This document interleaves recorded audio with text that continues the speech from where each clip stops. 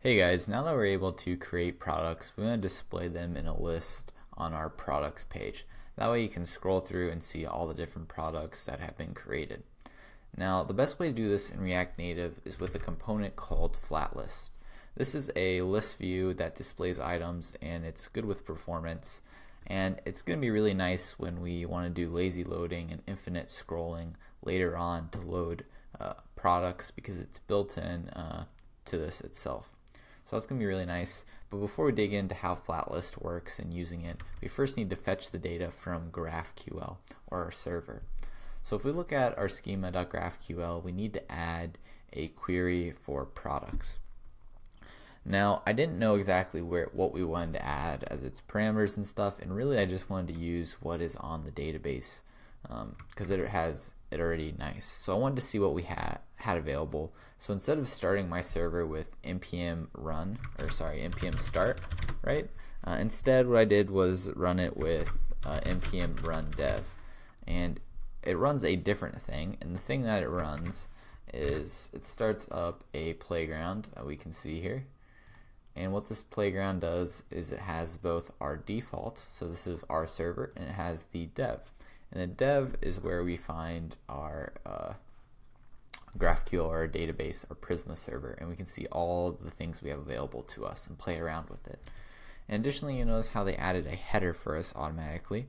This is a JWT token. If for whatever reason yours didn't show up here, what you can do is create the token yourself and then add a header like this. And to create the token, all you need to do is run Prisma token, and it'll go ahead and generate it for you. And you can just paste it in there. So there you go. Alright, so what I want to do is call this products query, right?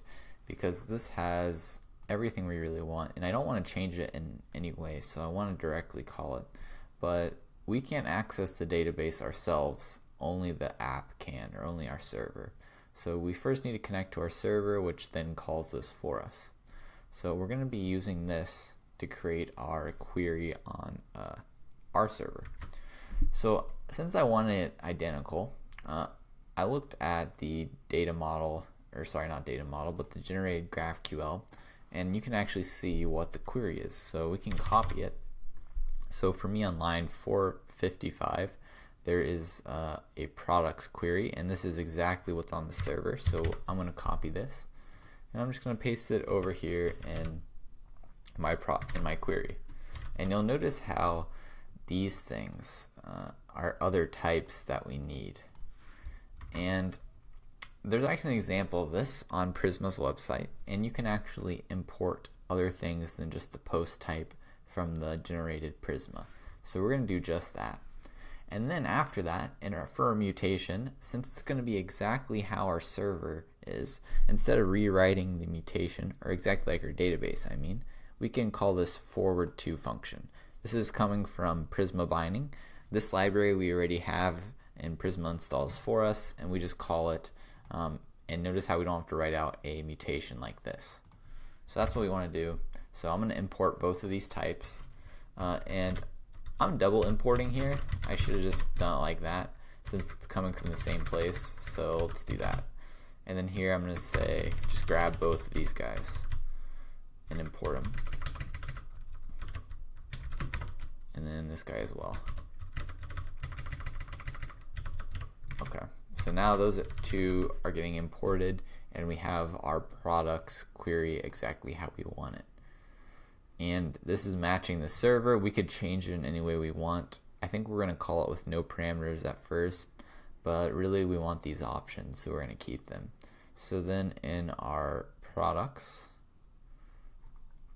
right, we can add a query here. And actually, I think we're exporting these as mutations, if I remember correctly. Yeah. So query is in /query. Okay, so they put all the queries in /query, so we're going to come over here to do this, I suppose. So just like how they were doing it over there, we can import from Prisma binding, and we're going to get the forward to, and then we're going to say products, and we're going to forward to, and then they had a string where they said DB, and I believe that's just the name of the key that you use here. So we also use the word DB here, so we just put DB there. And I think we're good to go. We should have a products query that we can access. So let's try running both of these just in the playground over here to make sure it works.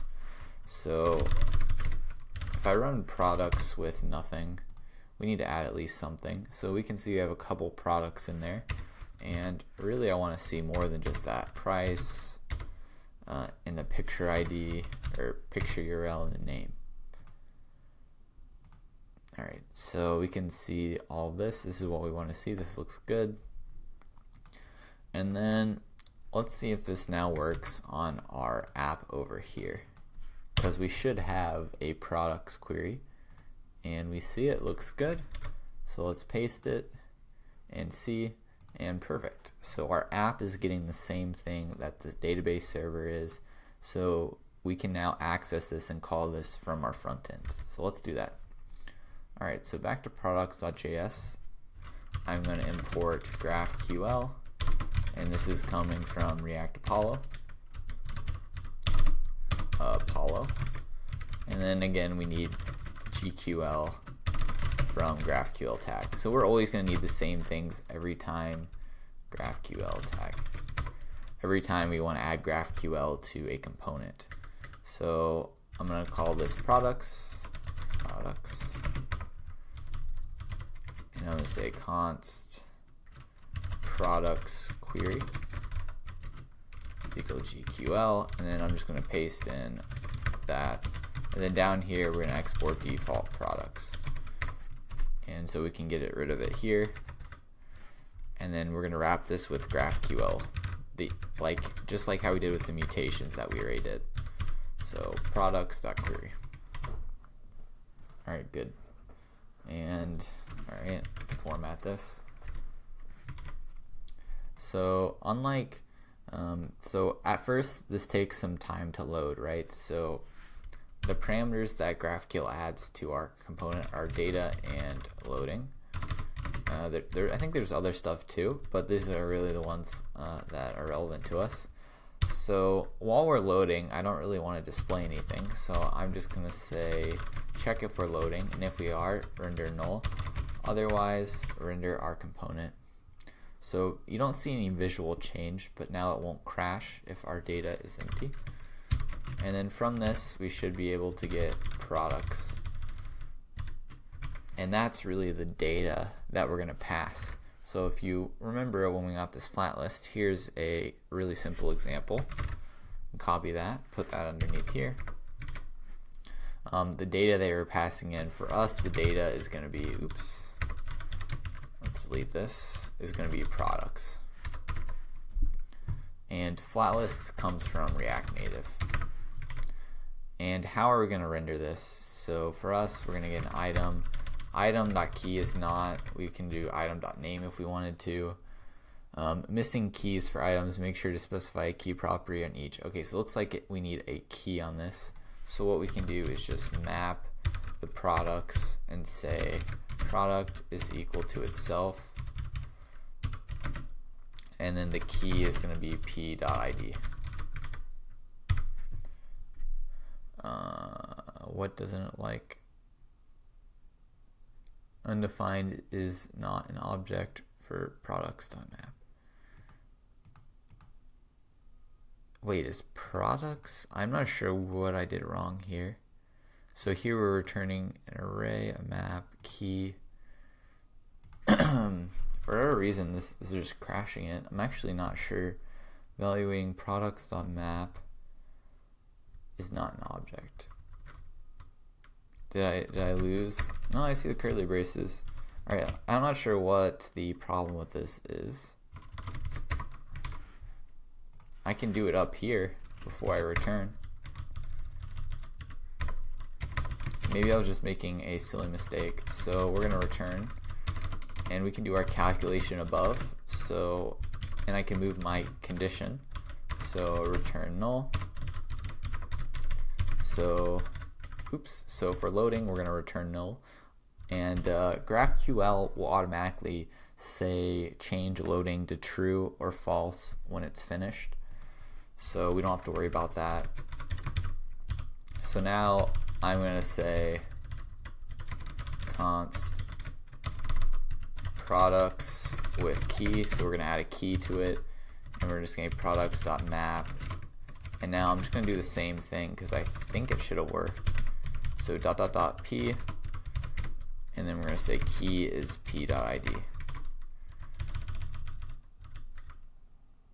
Alright, let's console.log products, because products might not be what I think it is because we keep crashing.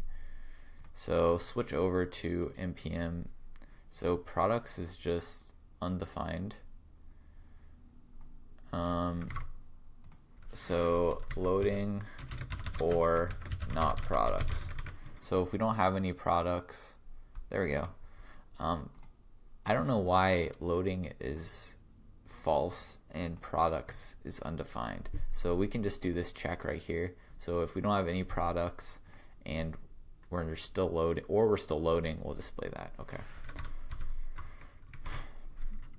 So our data here, so let's get rid of that warning. We'll pass product with key. So nice. So we got rid of that warning, but right now we're only displaying text. So we might want to display more.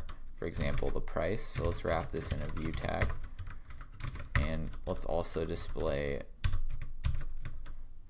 text, and we're going to say item.price.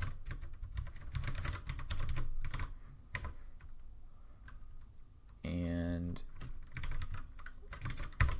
let me just make sure all my tags line up,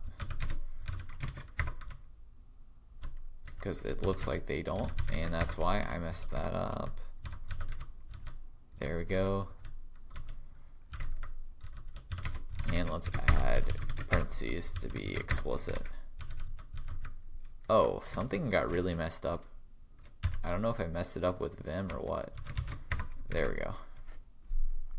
So now our render item here, and we can refresh, we're going to display the name and the price. And additionally, we want to display the image, right? So image, and we're going to say source, but we can fill this out, but it's not going to work great. And I think I actually forget how image works from this, but we can plug it in. I think you pass in a URI, and it's going to be item.picture URL. Oh, it's called source, not source. So there we go. Alright, so notice how nothing shows up here. And if we print console.log products, and we're just going to look at the first one, and what we'll notice is our picture URL is not really pointing to a real URL. So what we're going to do in the next video is fix that problem, and also to fix this on our server we have to display the images that we have in our images folder. So we'll discuss how we'll do that, and we'll also make this look a little prettier, because right now it's kind of ugly, and I think we should just clean it up slightly so we can get at least a semi-nice view. Yeah, so that's it for this video, guys. Thanks for watching.